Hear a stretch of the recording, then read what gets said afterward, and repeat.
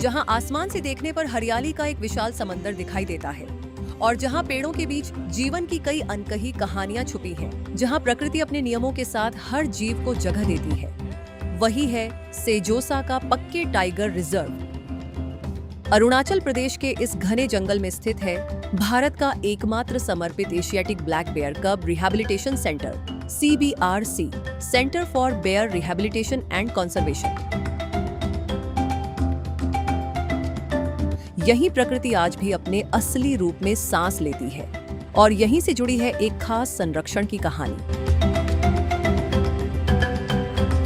देखते हैं इस केंद्र के अंदर कैसे इन छोटे भालू शावकों को बचाया और पाला जाता है और कैसे उन्हें धीरे धीरे वापस जंगल के लिए तैयार किया जाता है।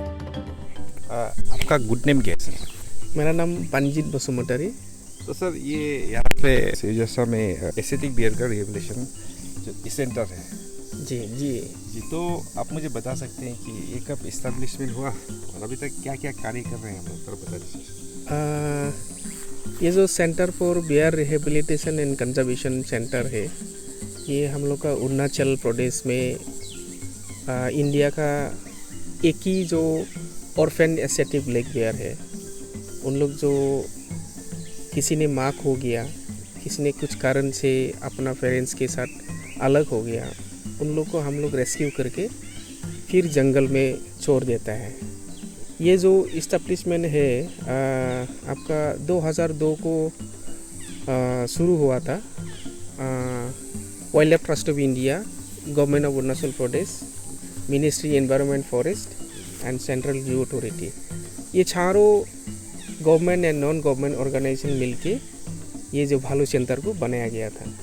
यूजुअली जो भालू के कब्स होते हैं ना, तो ये कैसे यहाँ पे आ जाते हैं? मोस्टली के ह्यूमन एनिमल कॉन्फ्लिक्ट का वजह से, हंटिंग का वजह से होते हैं ना, किस सिचुएशन में ज़्यादा यहाँ आ जाते हैं? देखिए अभी सारा कंट्री में आप देखा ही होगा, इसमें ह्यूमन पॉपुलेशन थोड़ा आगे बढ़ रहा है। जानवर का भी थोड़ा उन लोग का रहने का जगह थोड़ा कम हो रहा है और इनके बिना भी दूसरा बायोटिक प्रेशर, जैसा हम लोग का यहाँ में भालू का बच्चा हम लोग को यहाँ मिला गया है।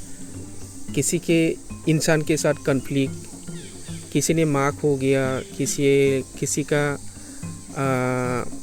जो उन लोग का हैबिटेट है वो थोड़ा डिस्ट्रॉय हो गया।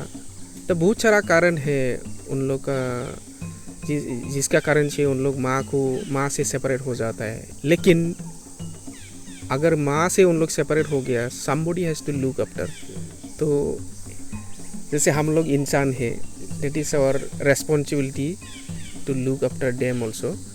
तो इसीलिए हम लोग जितना भी बच्चा हम लोग मिलता है ये हम लोग का नॉर्थ ईस्ट रीजन में, तो उन लोग को हम लोग यहाँ लाके बड़ा करके फिर जंगल में छोड़ देता है। पक्के टाइगर रिजर्व के अंदर स्थित यह CBRC वर्ष 2002 में स्थापित किया गया था। DD न्यूज अरुणाचल की टीम ने हाल ही में इस केंद्र का दौरा किया और इसकी कार्य प्रणाली को करीब से समझा। ये केंद्र wild life trust of India, Arunachal Pradesh सरकार, पर्यावरण मंत्रालय और सेंट्रल जू अथॉरिटी के सहयोग से संचालित होता है। यहाँ उन भालू शावकों को लाया जाता है जो किसी कारण अपनी माँ से अलग हो जाते हैं। बढ़ती आबादी, घटता जंगल और मानव वन्य जीव संघर्ष इसके प्रमुख कारण हैं। अब तक 100 से अधिक शावकों का पुनर्वास किया जा चुका है, जिनमें से लगभग 70 को सफलतापूर्वक वापस जंगल में छोड़ा गया है। Before establish this facility, we also doesn't know how to rehabilitate asiatic black bear in the wild। तो सबसे शुरुआत में हम लोग का जो रिहेबिलिटेशन का प्रोटोकॉल था वो थोड़ा सा ठीक करने के लिए थोड़ा टाइम लगा है। जो 5 पेज हम लोग रिलीज़ किया था, जो हम लोग थोड़ा सा 3-4 साल बड़ा करके रिलीज़ किया था, उस समय भालू उन लोग ह्यूमन इम्प्रेंटेशन हो जाता है। तो अभी हम लोग वो प्रोटोकॉल को चेंज करके साइंटिफिकली हम लोग जितना भी एक्सपर्टाइज बाहर कंट्री में जाके सीखा, अभी हम लोग एक्सपर्ट बन गया। अभी भालू को कैसा रिहेब करना है we know, this rehabilitation centre know very well. तो उसी समय से हम लोग भालू रिहेब कर रहा है। फिलहाल अभी more than 100 bear cub we have handled, and out of that near about 70 individual has been released back to the wild।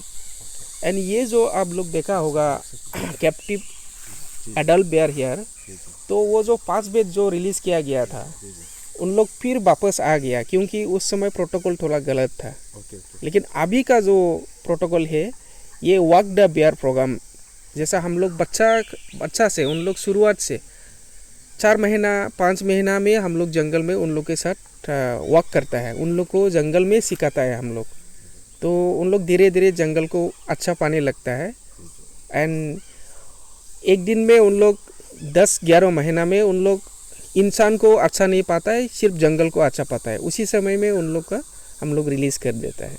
अब एसेटिक बियर के अलावा और भी जानवरों को यहाँ पे रेगुलेट करते हैं, या तो इसके बारे में थोड़ा बताइए कि क्या क्या और कौन कौन से वाइल्ड लाइफ है। जी, ये centre for bear rehabilitation and conservation में हम लोग सिर्फ भालू का रिहेबिलिटेशन नहीं होता है, ये हम लोग का अरुणाचल प्रदेश में भालू के बिना जितना भी वाइल्ड लाइफ स्पीसीज़ है, जैसा हॉर्नबिल हो, जैसा deer species, snake, birds, any kinds of wildlife found in this region, हम लोग यहाँ लाके हम लोग का सेंटर में लाके उनका जो क्या प्रॉब्लम है एक्चुअली उन लोग ट्रीटमेंट करके फिर जंगल में छोड़ देता है। फिलहाल जब से शुरू हुआ है I can remember 319 individual wild animals they have been treated and released back to the wild. Wow, that's a huge achievement, sir. And then sir, can you tell me about this beer, sir? तो life story बता सकते हैं कि मतलब कैसे है, कैसे आया यहाँ पे सर? ये इनका नाम लोकी है। लोकी अनफॉर्चुनेटली कोरोना जो हम लोग का कोविड महामारी है, उस समय उनका माँ खो गया था। तो माँ खोने के बाद कोविड का वजह से लॉकडाउन का समय में ये बच्चा को जब बस्ती में बहुत महीना मतलब 3 महीना जैसा पाला था, तो बच्चा पालते समय ह्यूमन के साथ जो अटैचमेंट है वो ज़्यादा हो गया था। फिर भी हम लोग उसको जंगल में छोड़ने के लिए लेके आया था। तो हम लोग 1 साल के बाद जंगल वॉक करके रिलीज़ भी किया था, लेकिन बेचारा फिर वापस आ गया, क्योंकि जानवर को पालते समय ज़्यादा अटैचमेंट, ज़्यादा प्यार देने से उन लोग अटैचमेंट हो जाता है। तो ऐसा वाला जानवर को फिर जंगल में छोड़ना मुश्किल है। तो अभी फिलहाल ये आप यही में रहेंगे, एंड इसका उम्र कितना हुआ है एज जो है? अभी 6 साल है और ये लोकी इधर ही रहेगा। अच्छा, तो आप लोग के साथ क्योंकि ही रहेंगे, हम लोग के साथ ही रहेगा, क्योंकि परिवार का हिस्सा बन गया। हम लोग का परिवार है, क्योंकि हम लोग नेचुरल जो लुक आप लोग देखा होगा, हमें हम लोग जितना भी सकता है नेचुरल लुक में रखना कोशिश करता है। जी।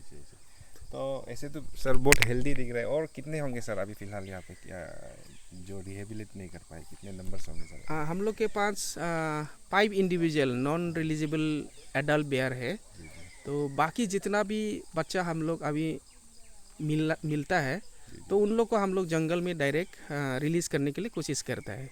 फिलहाल अंडर रिहेब प्रोसेस में 4 इंडिविजुअल है, और रिसेंटली फिर 2 बच्चा आया है हम लोग का अरुणाचल से। ये बच्चा 2 भी अभी इंटेंसिव केयर में है।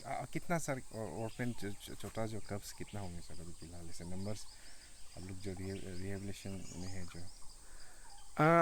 अंडर रिहेब प्रोसेस में करेंटली 4 इंडिविजुअल है, और recently we receive 2 new individuals. ये दोनों अभी हैंड रेजिंग में चल रहा है। और पहले हम लोग 100 से साल पहले हम लोग 100 इंडिविजुअल ऑलरेडी हैंडल कर चुका है। Out of 100 near about 70 individual already हम लोग जंगल में छोड़ दिया है। वैसे हेल्थ कैसे अभी सबका सर, जो कब्स लोग कैसे हेल्थ सर? द रीचन जो बच्चा 2 आया है स्टिल अंडर स्टेबलाइजेशन। उन लोग को थोड़ा टाइम लगेगा स्टेबल होने के लिए, क्योंकि ये भालू बच्चा जो माँ खोने के बाद बहुत मुश्किल से उन लोग इंसान लोग के साथ जीता है, क्योंकि अटैचमेंट बहुत रहता है उन लोगों को अपने माँ के साथ। कोई ऐसा होता है बहुत बच्चा में आ जाता है 4-5 दिन और नियर अबाउट 1 मंथ।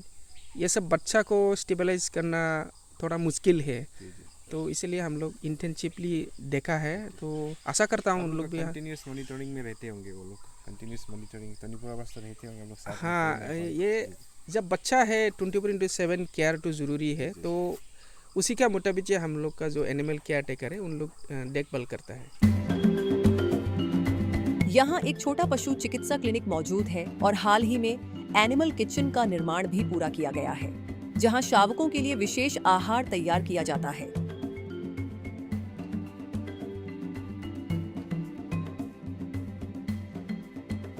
इसके साथ ही गंभीर उपचार के लिए आईसीयू सुविधा विकसित करने की योजना भी है। ये सभी सुविधाएं शावकों की बेहतर देखभाल और उनके सुरक्षित पुनर्वास को सुनिश्चित करने में अहम भूमिका निभा रही हैं।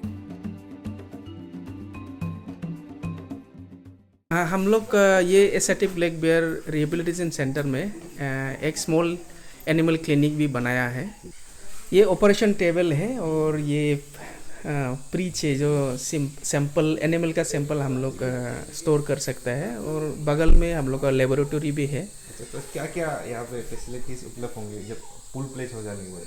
हम लोग के पास इंटेंसिव केयर यूनिट भी आ रहा है, अभी अंडर रिनोवेशन अंडर कंस्ट्रक्शन में है। तो आने वाला दिनों में हम लोग जितना सकता है एनिमल वेलफेयर के लिए उन लोग का ट्रीटमेंट, उन लोग का केयर, उन लोग का जितना भी टेस्ट जो रूटीन टेस्ट है और कोई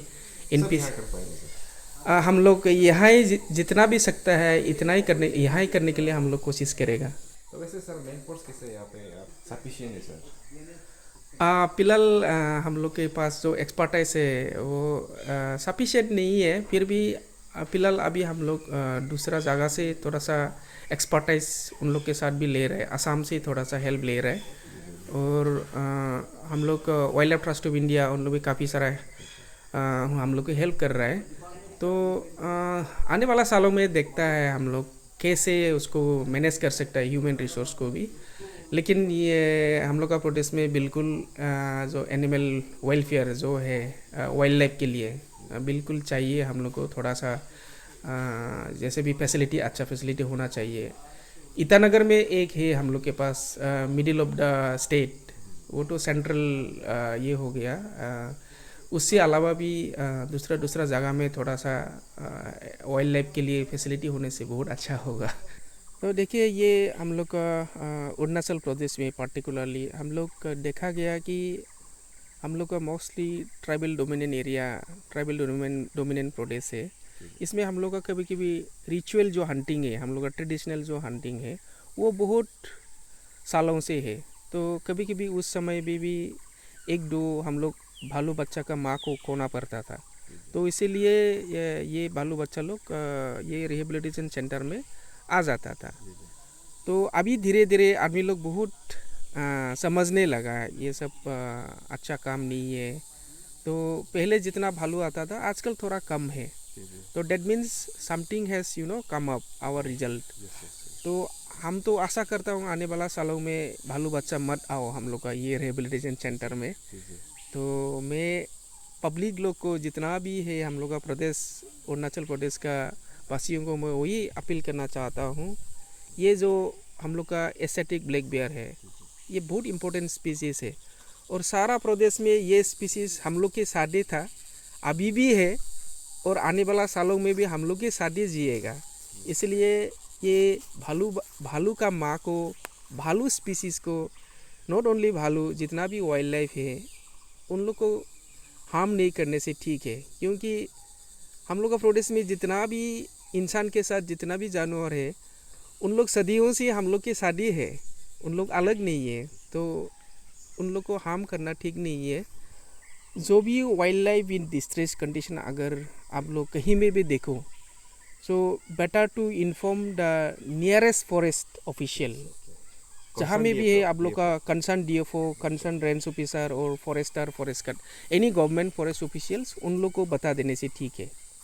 अगर इन्फॉर्मेशन दे के भी उन लोग अगर इन्फॉर्मेशन को अच्छा से अगर सीरियसली नहीं ले रहा है, आप लोग जाके भी उन लोग को मिल सकता है। अगर ओवर द टेलीफोन नहीं हो सकने से बिल्कुल कुछ ना कुछ हो जाएगा। लेकिन बिना गवर्नमेंट परमिशन अगर आप लोग टच करेगा, आप लोग रेस्क्यू करेगा, वो बिल्कुल गलत है। Because animal is animal, we can't predict.